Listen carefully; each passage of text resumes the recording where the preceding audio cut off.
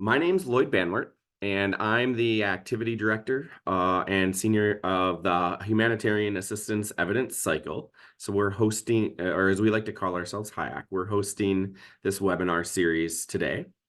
And I'm a senior economist at Tango International. So Tango is one of four partners implementing the BHA, USAID BHA funded HAEC award. The partners include Tango International, Causal Design. You'll hear from my colleague Christy Lizicki at Causal Design as well today. And other implementer partners are 3IE and Save the Children.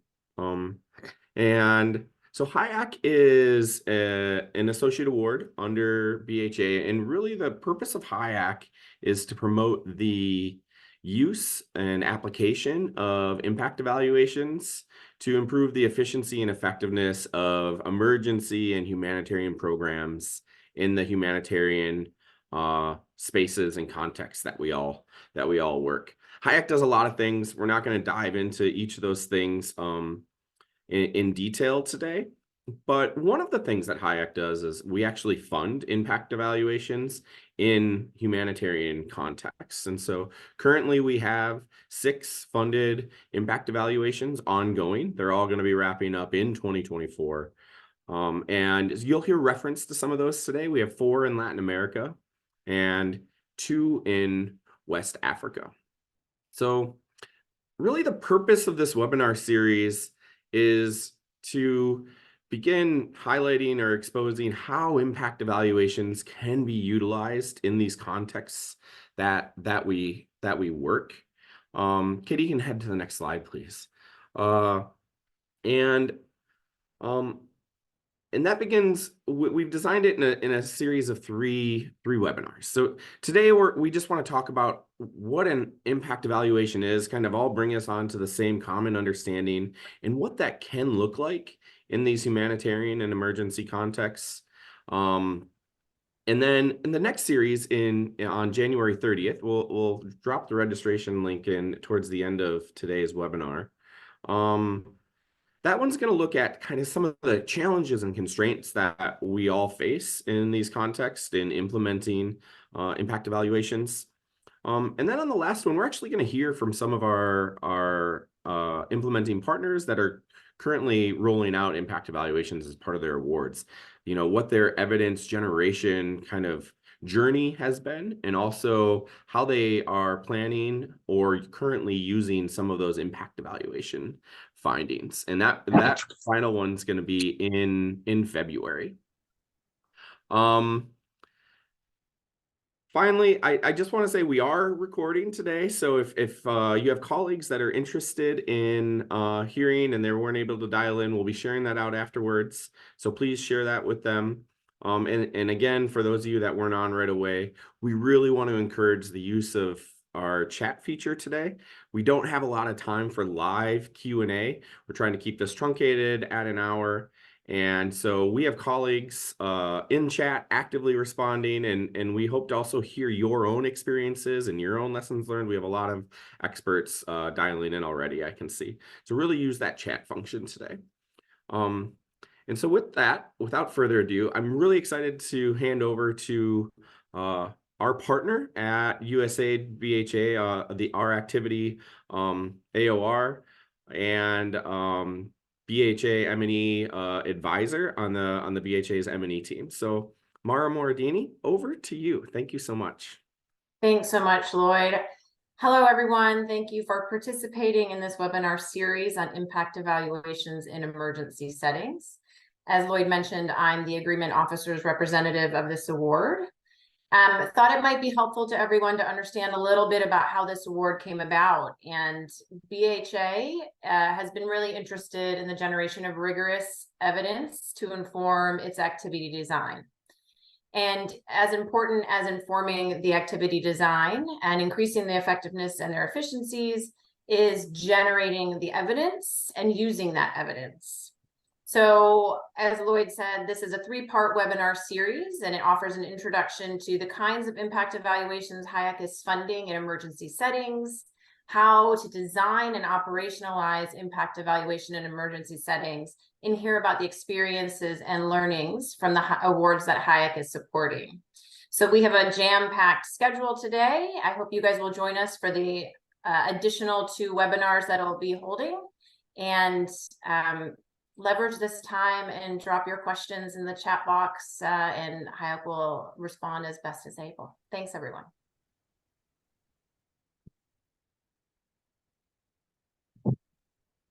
Thanks so much, Mara. I mean, USAID and BHA's partnership with HAEC has really been exceptional in this process, and we've been so excited that they've been champions for promoting impact evaluations in and for their humanitarian awards.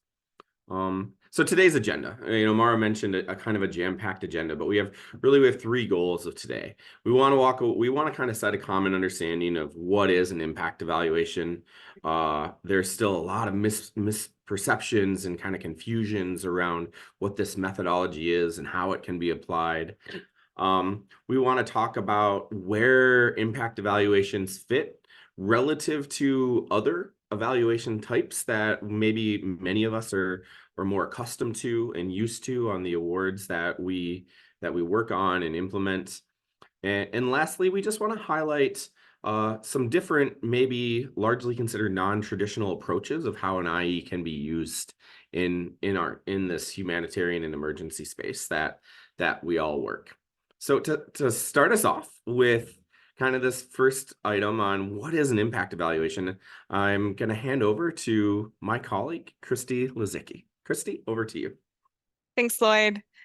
Hi, everyone. Super thrilled to be here today. As Lloyd mentioned, I'm Christy Lizicki. I'm an economist and the director of impact evaluation at Causal Design. And we're super thrilled to be part of the consortium leading HAEC because we've been conducting impact evaluations in some of the world's most challenging contexts for the past decade.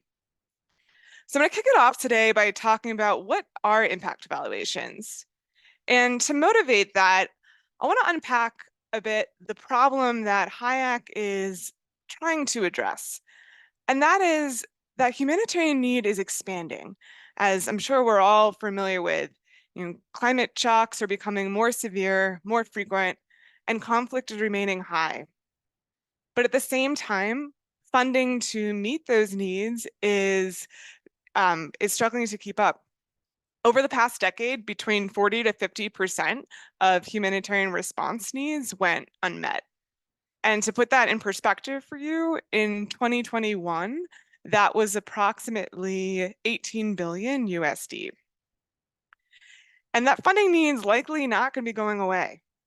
And so this really underscores the need to ensure that existing humanitarian programming is as impactful and as cost-effective as possible. Next slide, please. And impact evaluations are really the tool for addressing that. They both answer the questions of whether programs are effective and also how to make them more effective. And they do that by using methodologies that rigorously establish which outcomes are the result of different interventions. And this ability to establish that causality sets them apart from any other evaluation method.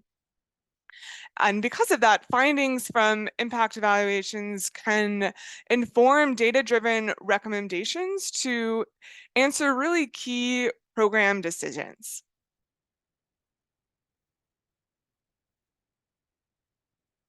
But to understand why impact evaluations really are the tool for program optimization and understanding program effectiveness, let's unpack a bit what they are. And let's kick it off with some very basic definitions. So an impact evaluation is a specific type of evaluation that measures the causal effect of an intervention on an outcome or outcomes. And we call these types of questions on cause and effect of questions of attribution. And again, they can answer whether outcomes were caused, whether they're positive or negative. And I want to really underscore this cause and effect point, these questions of attribution, because this is what sets impact evaluations apart, is that they alone can establish causality of above any other evaluation method. Next slide. And when I say impact, I'm talking about a very specific thing. And I know there's a number of different definitions of impact out there. And so I want to spend a minute talking about, when we say impact, what do we mean in the context of an impact evaluation? And so let's think of an example of a food assistance program that's trying to improve food security among their participant population. And so impact in that example, the impact on food security, would be the food security outcomes being experienced by the participants receiving food assistance, minus the food security outcomes being experienced by that same group of households at the same point of time, but in this state of the world where they did not receive food assistance. And we call this other state of the world where the intervention did not happen, we call that the counterfactual. And as you can probably surmise, unless you have a time machine, you're never going to be able to observe both of those states of the world at the same time. And so, therefore, our ability to measure impact really comes down to how well we can approximate this counterfactual other state of the world of what would have happened. And that's ultimately what impact evaluations are trying to do. They're trying to approximate kind of this counterfactual state. And different impact evaluations do it in different ways, and some are more reliable than others. But ultimately, the quality of your impact evaluation comes down to how well you can approximate. And so that might have seemed a little bit technical. And to better illustrate this point of what impact is and how you measure it, we're going to show you a short video.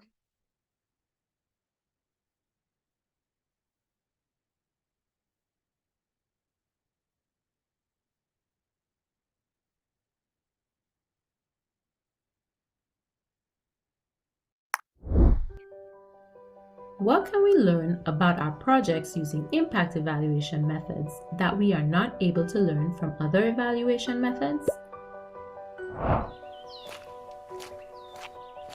Paul is a senior monitoring and evaluation officer implementing an emergency relief project. He is interested in understanding if the project is improving food security for participants. His colleague Jane conducts a performance evaluation to help answer this question. Jane uses data on participants' food security outcomes collected before the project started and compares it to their outcomes 1 year later. She sees a slight decrease in the food security of participants over the course of the project. From this analysis, Jane concludes that the project led to a decrease in food security for participants. This is concerning. Is this really the case, or are there other factors not accounted for? Jane brings the findings back to Paul, worried the project isn't performing well. Paul explains that looking at the simple difference in participant outcomes from baseline to endline doesn't provide the full picture of what the project achieved. He notes that a drought has affected the area, and this may have affected the outcomes they see among the project participants. To understand the project's true effect, they need to look at outcomes of a comparison group who have similar characteristics to the project participants and have also been affected by the drought. In other words, they need an impact evaluation. An impact evaluation is a specific type of evaluation that can answer whether outcomes happened because of a project. Impact evaluations identify project effects by comparing project outcomes to a counterfactual scenario. In other words, we compare project outcomes to what would have happened if participants had not taken part in the project or if they had received different services. Paul commissions Sarah, an impact evaluation specialist, to conduct an impact evaluation to determine the effects of their project on participants' food security. The evaluation team confirms that from baseline to end line, the severe drought in the area has decreased food security for everyone. But the impact evaluation reveals that the emergency relief project has actually mitigated the effects of the drought on the food security of participant households compared to those who did not take part in the project. It is a common mistake to use simple comparisons of pre- and post data routinely collected as part of a process or performance evaluation to try to answer questions about the impact of a project. While performance and process evaluations provide valuable information on the quality of project implementation or the level of outputs and outcomes delivered, they can't answer causal questions of whether or not project activities are responsible for producing the desired effects. The impact evaluation provides evidence to answer Paul's question about the project's impact. It protected household food security in a complex crisis and promoted resilience. Paul and Jane shared the impact evaluation findings with the project team and management to promote evidence-based decision-making for future project investments. For more resources on impact evaluation methods in humanitarian contexts, check out fsnnetwork.org/HAEC.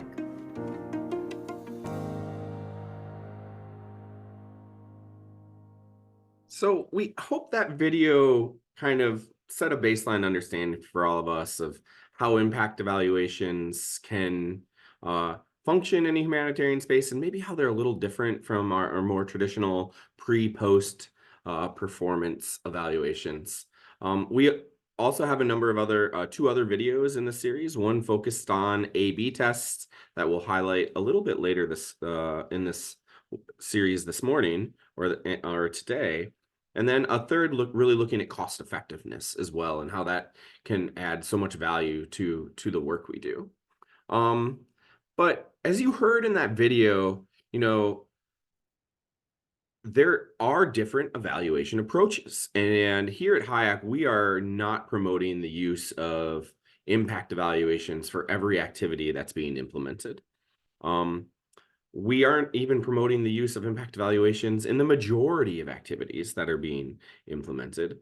We think it's critical to think about for your teams to consider what question you are looking to answer as a result of the evaluation process, and to match the appropriate evaluation methodology with that question. And so I just want to take a few moments today to kind of set the stage of where impact evaluations fall vis-a-vis some of the other evaluation methodologies that we all see in the work we do. So I think maybe the most common that we're all a part of, especially if you're implementing USAID or BHA funded activities, is around process evaluations. So process evaluations is really answering the question, is my program being implemented as planned? How can I improve the implementation of my program? Or in other words, how is it going? Then that would be a process evaluation. In a food security example, we might perform a process evaluation to determine whether participants feel that they are receiving the aid as expected, or whether they are having trouble accessing the aid as it's being designed by the program. Perhaps there are delays in the shipments, or staff are not providing the NFI kits equally, and rather more people or to more people than they know. So process evaluation really gets at those types of questions. Another very common evaluation we see in the humanitarian space is around outcome evaluations. So, and that's really what is the state of the program outcomes at the time measured. So we're going to take measurement at this single slice, the single cross-sectional in time, and we're going to look at the outcomes. These really are, if you're interested, again, at the outcomes of the population you're serving at a certain time.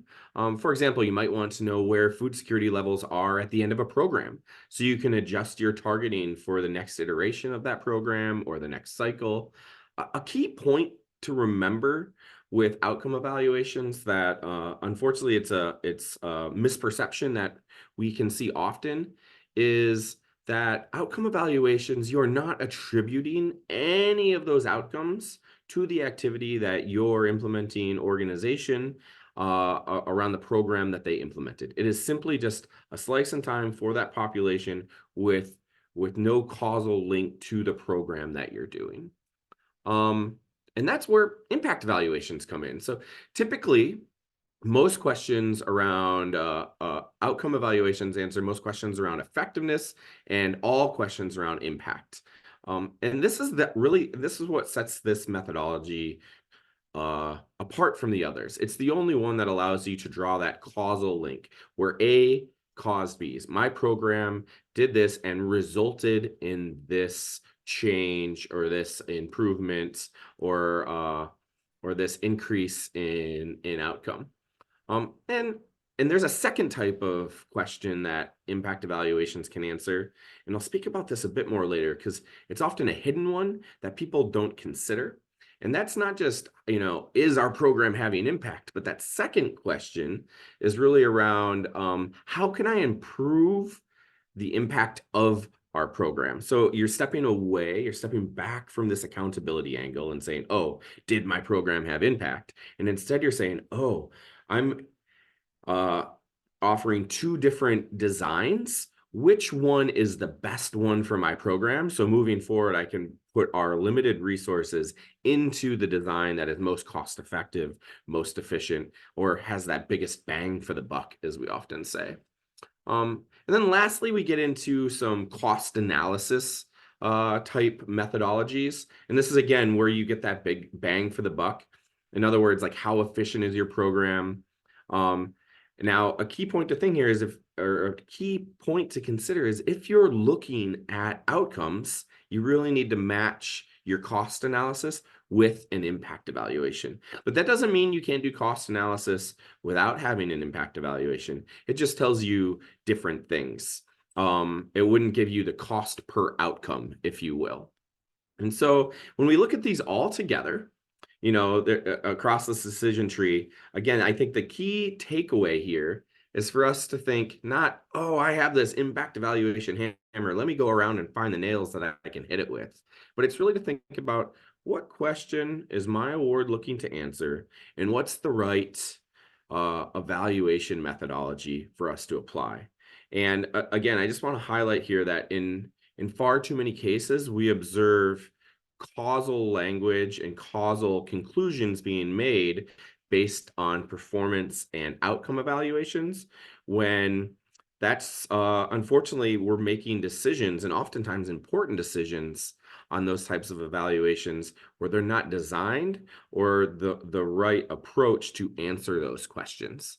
So for us, we want to just take a minute and doing a little activity to make sure this is all landing with us. So we're really short engagement opportunity. So if you're sitting near your computer, grab your phone or click the link that my colleague's dropping in the box. We just want to do a little matching exercise. We're gonna list out some evaluation questions, and we're gonna ask you to kind of match these with the appropriate evaluation methodology. So again, you can join us in AHA Slides. It doesn't have to be in your browser. You can just grab your mobile phone, scan the QR code.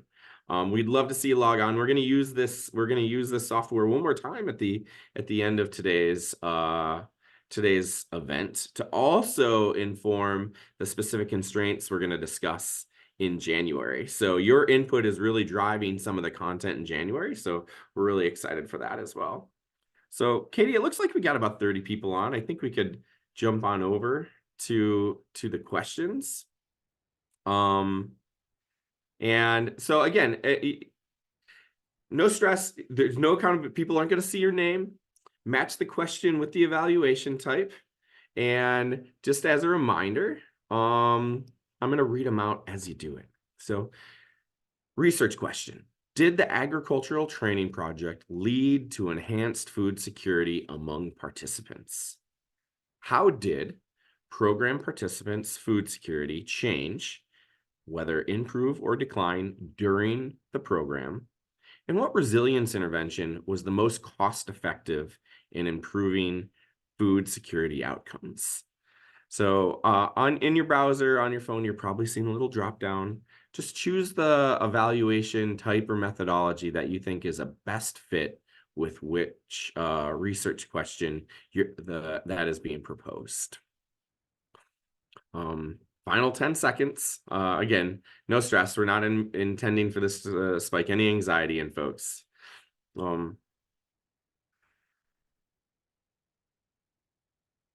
Awesome. I mean, that's just fantastic where we have 19 folks. The overwhelming majority of folks are getting this right.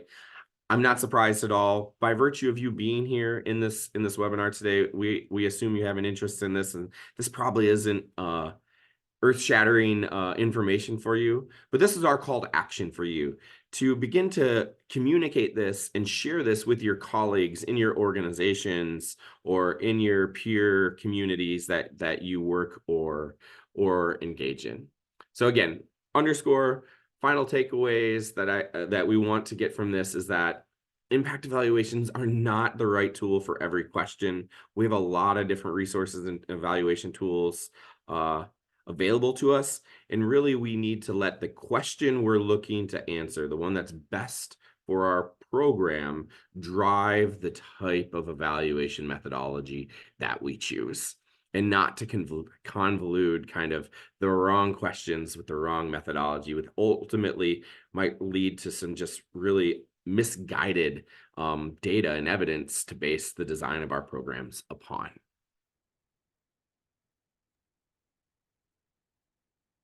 So now that you have an understanding of what impact evaluations are and where they fit with other evaluation questions or methods, let's talk about the different ways that impact evaluations can be done.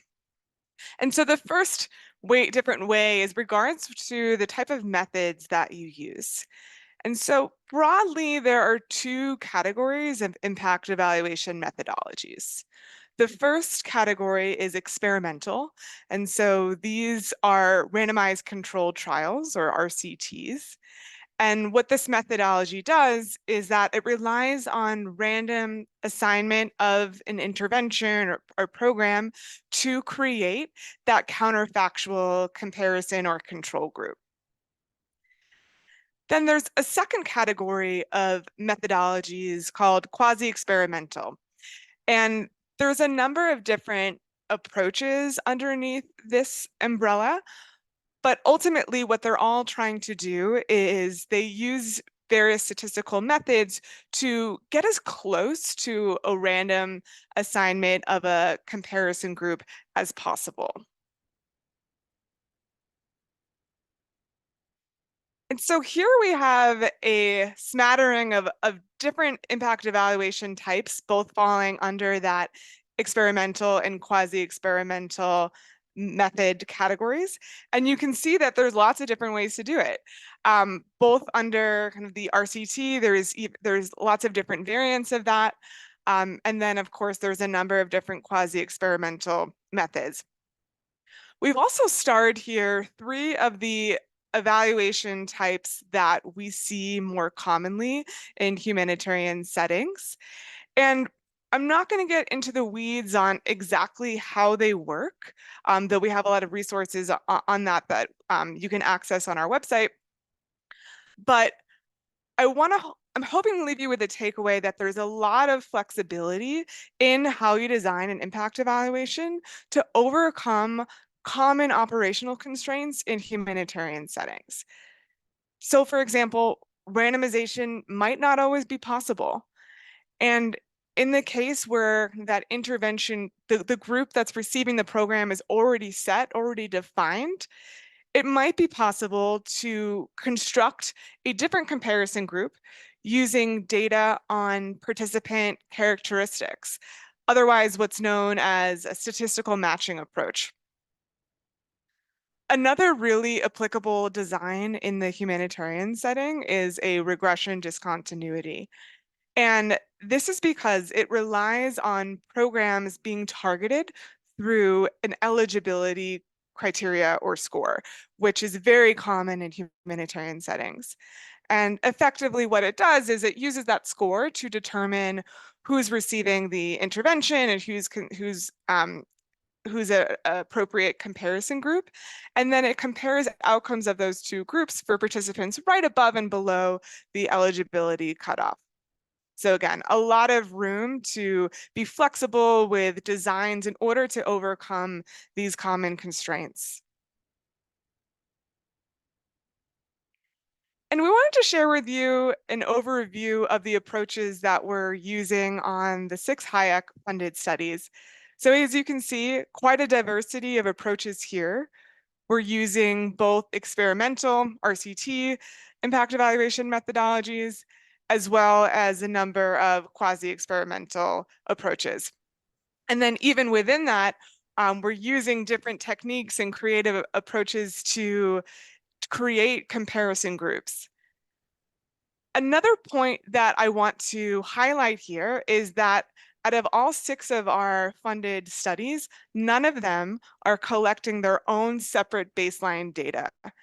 And so that means that they're either not collecting it at all because it's not strictly necessary in the case of an RCT, or they're leveraging pre-existing data that's being collected through implementer targeting activities.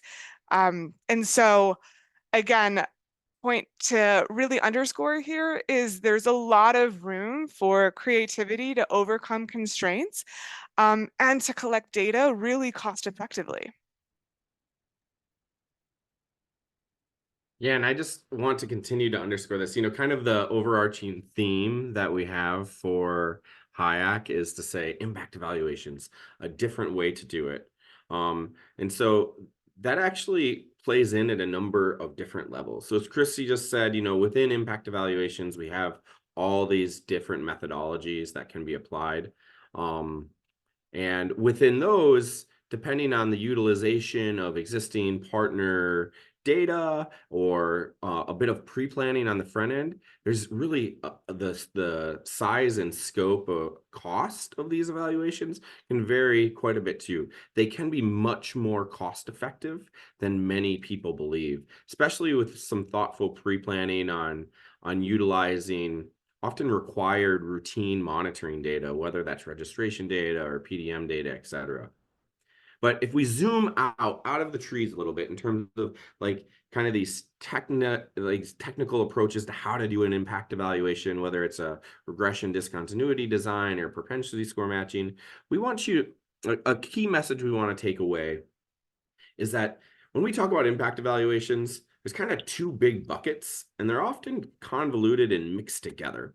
And we'd really want to kind of get you to help advocate to your peers and your colleagues that maybe we should start separating the way we talk about impact evaluations. So I think traditionally, most of us, when we hear the word impact evaluation, we think of an impact evaluation of a program overall. Did this program have impact? Can we point to that impact?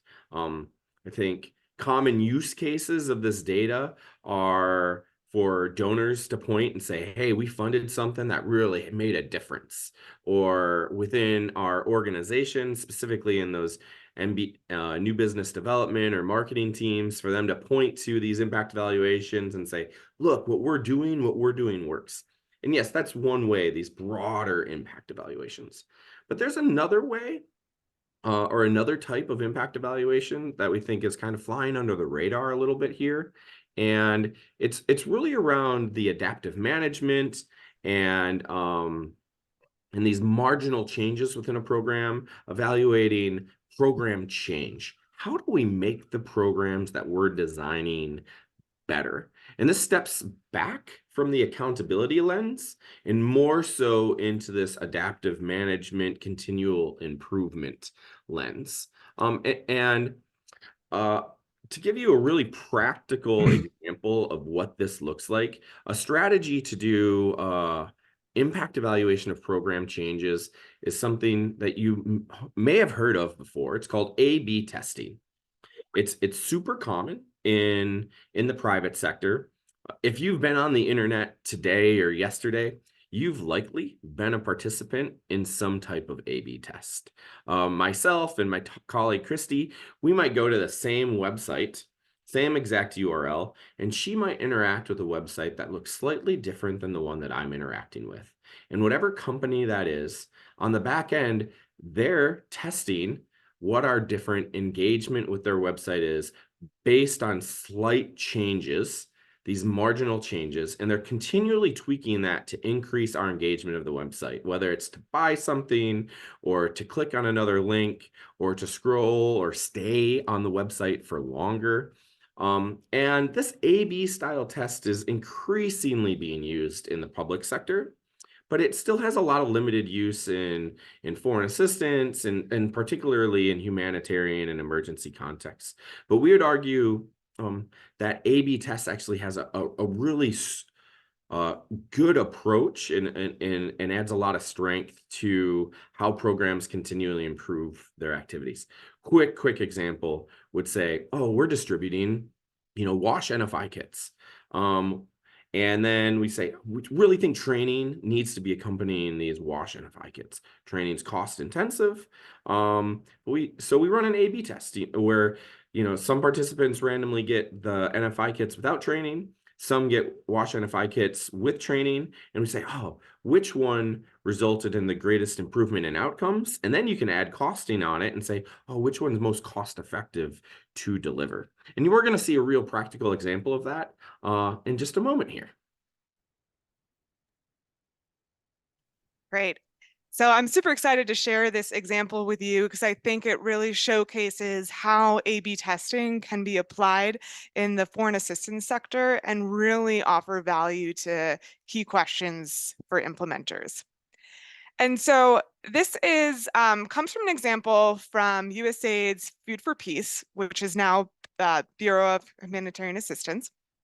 And several years ago, they were designing a new program to address chronic food insecurity for refugee and community and host community populations in southwestern Uganda. And they had heard of this approach called the graduation model, which was known to be very effective for addressing food insecurity. And you may have heard of this program model yourself. The mission of this program is to graduate ultra-poor households out of extreme poverty. And they do that through a combination of different components, different activities. And so some of the more common activities are providing productive assets, providing skills training on how to manage that asset, access to savings, coaching, and cash or food consumption support, among other activities. And so there is already an accumulation of evidence to show that this approach is really effective across multiple contexts. And perhaps one of the more notable studies, a group of researchers conducted impact evaluations of the approach in 6 different countries. And they found that it was effective across the board. So they looked at multiple outcomes of well-being and found that it was having an impact and across the majority of contexts. The challenge was, however, that it's quite an expensive program. As you might imagine, there are lots of components, lots of different inputs required, different staff required. And so that was one of the issues they needed to think through about how do we scale this up in a more cost-effective way. And what they decided to do was to zoom in specifically on one of the more expensive parts of the program, which was that coaching, that one-to-one coaching. So you can imagine how many staff is required for that, how many salaries that need to be paid in order to implement that one component. So they asked themselves, what if is there a way to make this cheaper? What if we instead did group coaching and reduce the number of staff that we needed? Would that be just as effective? And so they designed a study to answer that question. And what they did is they took their participants that were going to receive the graduation model in this pilot phase, and they gave everybody the identical graduation model, apart from one component, the coaching. So they took a random half of that group, and they gave them the status quo one-to-one coaching. And then the other random half, they gave the group coaching. And then they followed their outcomes over time. And what they found at the end of the study is that the group coaching was just as effective as the one-to-one coaching, but a lot cheaper to implement. And so overall, this made the program a lot more cost effective. And USAID then took the results of that pilot and scaled up the program with a version of the group coaching over the next 5 years. And while that's an example from the development sector, A/B testing can be applied in the humanitarian sector as well. And so on the next slide, we are doing this type of approach on 4 of our 6 funded studies through HAEC. And some of the questions that we're answering are, what is the added value of layering in a life skills training for participants that are already receiving food, cash, and agriculture support? Or what is the added value of layering in rental support for internally displaced people that are receiving food assistance support in Colombia? And there's a couple of other examples on the screen here, but really wanted to highlight the value of using these types of impact evaluations, this A/B testing approach, to answer these questions. Because I'm sure as we're all familiar with the humanitarian space, these are the types of questions that implementers are grappling with all the time, which are, how do I best invest my limited resources? Where do I get the best bang for my buck? How can I be more impactful and more cost effective?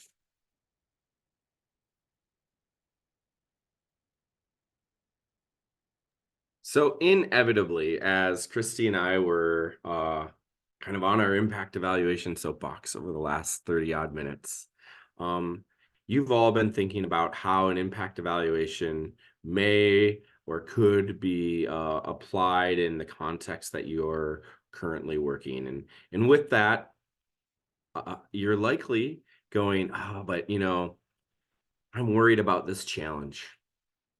Or it sure would be great to do, but it probably can't because of this specific constraint, whether it's sectoral or organizational.